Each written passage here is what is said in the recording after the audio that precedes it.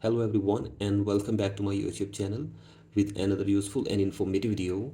So guys, in this video I'm going to show you how to fix post unavailable. This post is age restricted issue on your TikTok account.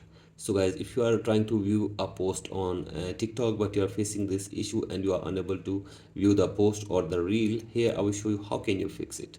So guys, for that you have to simply watch this video till the end.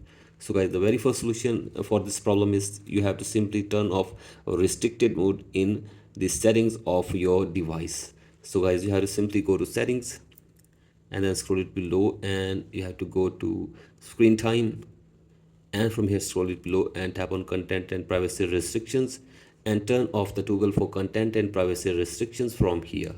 So guys, do this and check if the problem is fixed or not, and if the problem is still there then you have simply change your age on your TikTok account. So guys, if you are not over 18 then you will not be able to see such posts on TikTok. So guys, you have to simply go to your settings on TikTok and then you have to simply change the age on TikTok and you must be over 18.